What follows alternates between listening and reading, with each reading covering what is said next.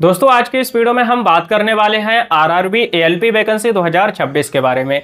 आपको पता होना चाहिए कि इस बार टोटल 11,127 पोस्ट पर वैकेंसी आई हुई है और इसमें ऑनलाइन आवेदन 15 मई 2026 से शुरू हो चुके हैं। लास्ट डेट इसकी 14 जून 2026 है। मिनिमम क्वालिफिकेशन की अगर बात करें तो आप लोग हाई स्कूल पास होने चाहिए। इसी के साथ में आप लोग आईटीआई का डिप्लोमा भी किए हुए रहने चाहिए। अगर आपके पास में आईटीआई का डिप्लोमा नहीं है तो किसी भी इंजीनियरिंग क्षेत्र में डिप्लोमा या फिर डिग्री आपके पास होनी चाहिए। एज लिमिट की बात करें तो यहाँ पर 18 साल से लेकर के 30 साल तक के लोग ऑनलाइन आवेदन कर सकते हैं और कुछ लोग ऐसे हैं जिनमें उन लोगों को एज में छूट भी मिल जाएगी। बात कर लेते हैं फीस पेमेंट के बारे में। तो यहाँ पर जो भी जनरल, ओबीसी और ईडब्ल्यूएस कैटेगरी के कैंडिडेट हैं उनको यहाँ पर ऑनलाइन 500 रुपये की फीस का पेमेंट कंप्लीट करना है। वहीं अगर आप लोग SC, ST या फिर किसी भी कैटेगरी की महिला कैंडिडेट हैं तो आपको सिर्फ 250 रुपये की फीस का ही पेमेंट कंप्लीट करना होगा। और ये जो फीस है वो आप लोगों की रिफंड भी हो जाएगी, जैसे कि जनरल, ओबीसी, ईडब्ल्यूएस 400 रुपये फीस रिफंड और इसी के साथ में SC, ST और ऑल कैटेगरी की फीमेल कैंडिडेट की यहाँ पर पूरी 250 रुपये फीस रिफंड होने वाली है। बात कर लेते हैं कैटेगरी वाइज पोस्ट के बारे में। तो यहाँ पर मैंने पूरी लिस्ट लगा दी है, इसमें आप लोग देख सकते हैं कि कौन सी कैटेगरी में कितनी क्या पोस्ट आई हुई है। तो इस वीडियो में मैं आप लोगों को मोबाइल फोन से ही पूरा रजिस्ट्रेशन से लेकर के फाइनल सबमिट यानी कि फीस पेमेंट करके प्रिंट आउट तक का कंप्लीट प्रोसेस बताने वाला हूं। तो चलिए शुरू करते हैं।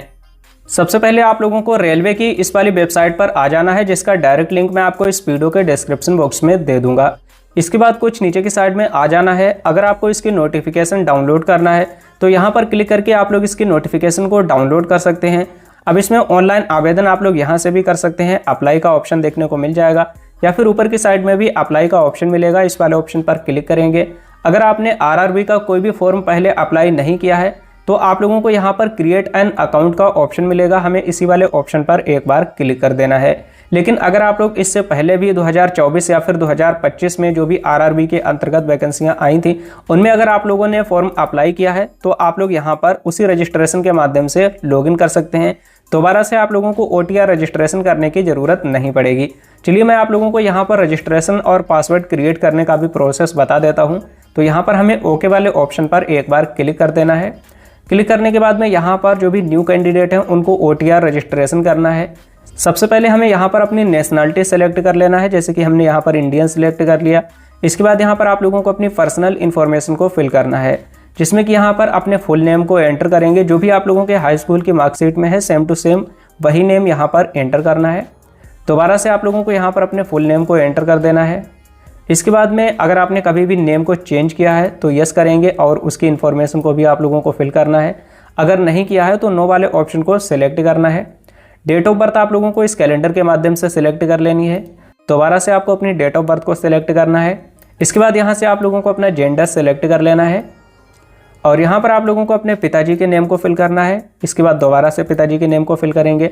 इसी तरह से यहाँ पर अपनी माताजी के नेम को फिल करेंगे। दोबारा से माताजी के नेम को फिल करेंगे। जो भी माता और पिता का नेम फिल करेंगे ये आपके हाई स्कूल की मार्कशीट के अकॉर्डिंग ही होना चाहिए। अब आप लोगों को यहाँ पर अपनी ईमेल आईडी को फिल करना है। ईमेल आईडी फिल करने के बाद में जनरेट ईमेल OTP वाले ऑप्शन पर क्लिक करेंगे। आपने जो भी ईमेल आईडी दी है इस पर एक OTP सेंड किया जाएगा। OTP फिल करके सबमिट करेंगे, आपकी ईमेल आईडी वेरीफाई हो जाएगी। इसी तरह से यहाँ पर अपने मोबाइल नंबर को फिल करेंगे और मोबाइल नंबर पर भी एक OTP सेंड किया जाएगा। OTP फिल करके सबमिट करेंगे, आपका जो मोबाइल नंबर है वो भी सक्सेसफुली वेरीफाई हो जाएगा। और इसके बाद आप लोगों को वेरिफिकेशन करना होगा। अब वेरिफिकेशन आप लोग 3 तरह से कर सकते हैं, जिसमें कि पहला ऑप्शन है डिजी लॉकर। आप लोग डिजी लॉकर में लॉगिन करके वेरिफिकेशन कर सकते हैं। दूसरा ऑप्शन है यहाँ पर आधार कार्ड। तो सबसे सरल ऑप्शन होता है आधार कार्ड का। आप लोगों को यहाँ पर क्लिक करना है, आधार नंबर डालना है। आधार से जो भी मोबाइल नंबर लिंक है उस पर OTP जाएगा। OTP फिल करके सबमिट करेंगे, वेरिफिकेशन हो जाएगा। अब बहुत से लोग ऐसे हैं जिनके पास में आधार कार्ड नहीं होता है तो वो लोग यहाँ पर अपने पैन कार्ड या फिर ड्राइविंग लाइसेंस के माध्यम से भी वेरिफिकेशन कंप्लीट कर सकते हैं। तो उन्हें इस वाले ऑप्शन को सेलेक्ट कर लेना है। अब वेरिफिकेशन कंप्लीट करने के बाद में आप लोगों को एक अपना स्ट्रॉन्ग पासवर्ड क्रिएट कर लेना है। I am not a robot वाले ऑप्शन पर क्लिक करेंगे और इसके बाद preview and create an account वाले ऑप्शन पर क्लिक करेंगे। आपने जो भी इन्फॉर्मेशन फिल की होगी उसका कंप्लीट प्रीव्यू आपके सामने आ जाएगा। अच्छे से चेक कर लेना है कि कोई भी मिस्टेक तो नहीं है। अगर सब कुछ सही है तो आपको सबमिट वाले ऑप्शन पर क्लिक कर देना है। आपका जो OTR है वह 100% कंप्लीट हो जाएगा, कोई भी प्रॉब्लम आपको नहीं होने वाली है। अब OTR कंप्लीट करने के बाद में हमें लॉगिन करना है। तो यहाँ पर देखिए लॉगिन करने के दो ऑप्शन मिलेंगे, जिसमें कि पहला ऑप्शन है लॉगिन विद आधार और दूसरा ऑप्शन है लॉगिन विद आरआरबी अकाउंट। तो हम यहाँ पर लॉगिन विद आधार वाले ऑप्शन पर एक बार क्लिक करेंगे और इसके बाद यहाँ पर आप लोगों को अपने मोबाइल नंबर को फिल करना है और मोबाइल नंबर को फिल करने के बाद में इस वाले बॉक्स पर एक बार टिक लगाना है, देन जनरेट आधार ओटीपी वाले ऑप्शन पर एक बार क्लिक कर देना है। अब आपके आधार कार्ड से जो भी मोबाइल नंबर लिंक होगा उस मोबाइल नंबर पर एक ओटीपी सेंड किया जाएगा। उस ओटीपी को हमें यहाँ पर फिल कर देना है। I am not a robot वाले ऑप्शन पर एक बार क्लिक करेंगे और इसके बाद लॉगिन वाले ऑप्शन पर एक बार क्लिक कर देना है। और अभी आप लोग देख सकते हैं हम इस पोर्टल में सक्सेसफुली लॉगिन हो चुके हैं। नीचे ऑप्शन देखने को मिल जाता है ऑनलाइन एप्लीकेशन, हमें इसी वाले ऑप्शन पर एक बार क्लिक कर देना है। नेक्स्ट पेज हमारे सामने कुछ इस तरह से आ जाएगा। अब आपको यहाँ पर सबसे पहले तो जोन को सेलेक्ट कर लेना है, अपनी आरआरबी को, कि कौन सी जोन से आप लोग इसमें ऑनलाइन आवेदन करना चाहते हैं। देखिए काफ़ी सारे आप लोगों को शहर के नेम देखने को मिल जाएंगे, लेकिन यहाँ पर जोन सेलेक्ट करने से पहले आप लोगों को एक चीज़ का विशेष ध्यान रखना है। सबसे पहले तो आप लोगों को इसका नोटिफिकेशन डाउनलोड कर लेना है। नोटिफिकेशन डाउनलोड करने के बाद में आपको ये चेक कर लेना है कि कौन सी जोन में आपकी कैटेगरी की कितनी क्या वैकेंसी हैं। अगर आप लोग ये चेक कर लेंगे तो आप लोगों का जो सिलेक्शन है वह बहुत ही आसानी से हो जाएगा, कोई भी प्रॉब्लम नहीं आएगी। बहुत से लोग ऐसा करते हैं कि वो लोग जो जोन सेलेक्ट करते हैं उस जोन में उनकी कैटेगरी की वैकेंसी होती ही नहीं है, इसलिए उनका जो सिलेक्शन है वह नहीं हो पाता है। तो इस चीज़ का आप लोगों को विशेष ध्यान रखना है। इसके बाद ही आप लोगों को यहाँ पर जोन को सेलेक्ट करना है। इसके बाद यहाँ पर दो बॉक्स दिखाई दे रहे हैं, दोनों ही बॉक्स पर आपको टिक लगाना है और नेक्स्ट वाले ऑप्शन पर एक बार क्लिक कर देना है। अब आपको यहाँ पर सबसे पहले तो अपनी पर्सनल डिटेल को फिल करना है। इसके बाद अदर डिटेल, एजुकेशनल क्वालिफिकेशन और डॉक्यूमेंट अपलोड करेंगे, प्रेफरेंस देंगे, प्रीव्यू करके सबमिट कर देंगे। पर्सनल डिटेल में आपको बहुत सी डिटेल ऐसी है जो कि पहले से ही फिल रहेगी। जैसा कि अभी आप लोग देख सकते हैं ये हमारी जितनी भी पर्सनल इन्फॉर्मेशन है ये ऑटोमेटिक ही हमने जो भी OTR फिल किया था तो उसी के अकॉर्डिंग यहाँ पर ले ली जाती है। अब हमें कुछ नीचे के साइड में आ जाना है। कुछ इन्फॉर्मेशन ऐसी है जो कि हमें खुद से फिल करनी है। यहाँ पर पूछा जा रहा आर यू मैरिड या फिर अनमैरिड, तो हमने यहाँ पर तो आप जो भी हैं वो आप लोगों को अपने अकॉर्डिंग सेलेक्ट कर लेना है। रिलीजन आपको यहाँ से सिलेक्ट कर लेना है। इसके बाद यहाँ पर do you wish to avail fee exemption, अगर आप लोग फीस एग्जेम्पशंस का लाभ लेना चाहते हैं तो यस करेंगे, नहीं तो नो वाले ऑप्शन को सेलेक्ट करेंगे। आपकी मातृभाषा क्या है वो आप लोगों को यहाँ से सिलेक्ट कर लेना है। इसके बाद में यहाँ पर आप लोगों को choice of language for examination, यानी कि जो भी एग्जाम होगा तो वो आप कौन सी लैंग्वेज में देना चाहते हैं वो सिलेक्ट करेंगे।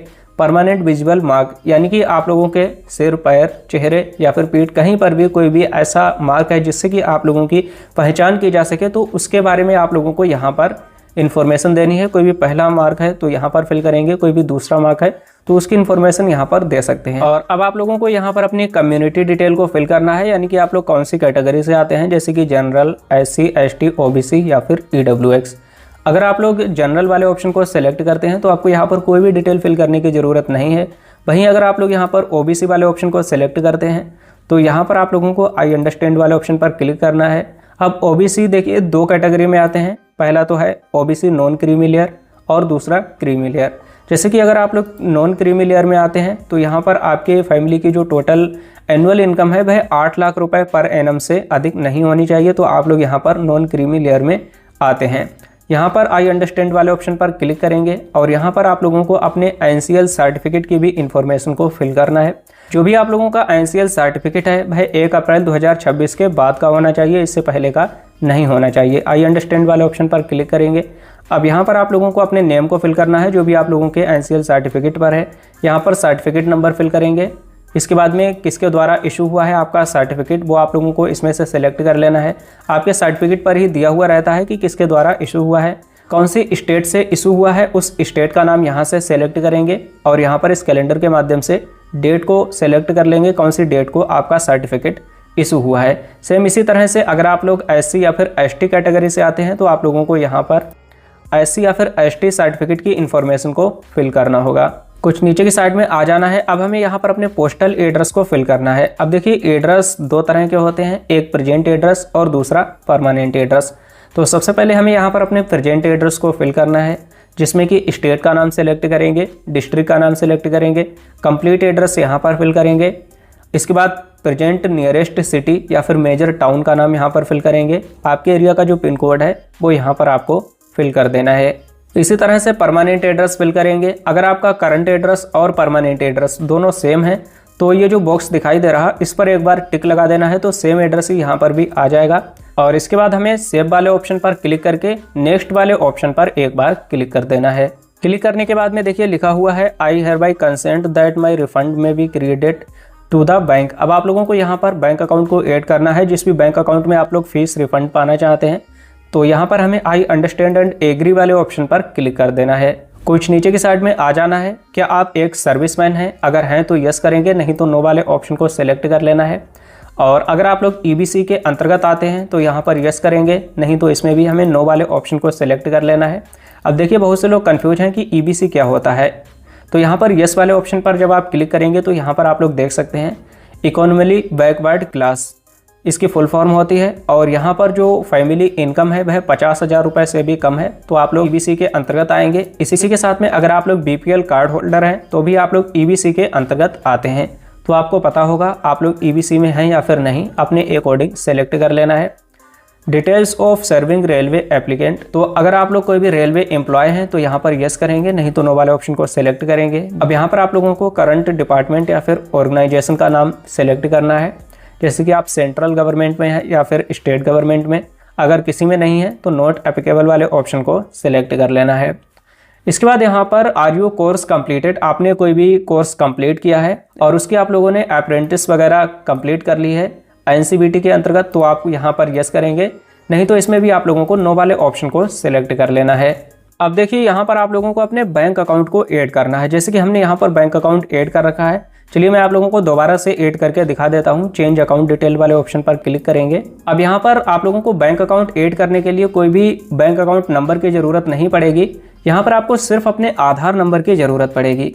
और जैसे ही आप लोग अपने आधार नंबर को एंटर करेंगे आपका जो बैंक का नाम है वह ऑटोमेटिक यहाँ पर ले लिया जाएगा। अभी जो बैंक अकाउंट है आप लोगों के आधार एनपीसीआई से जो भी बैंक अकाउंट लिंक होगा वही बैंक अकाउंट आ जाएगा।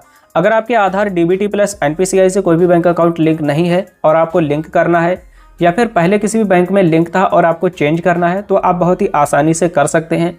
इस पर मैं एक कंप्लीट वीडियो बना चुका हूँ, लिंक आपको इस वीडियो के डिस्क्रिप्शन बॉक्स में मिल जाएगा। और इतना सभी प्रोसेस कंप्लीट करने के बाद हमें सेव वाले ऑप्शन पर क्लिक करना है और इसके बाद नेक्स्ट वाले ऑप्शन पर क्लिक कर देना है।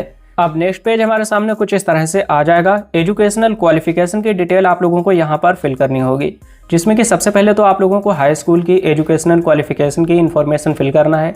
यहाँ पर मैट्रिकुलेशन या फिर SSLC पहले से ही सिलेक्ट रहेगा।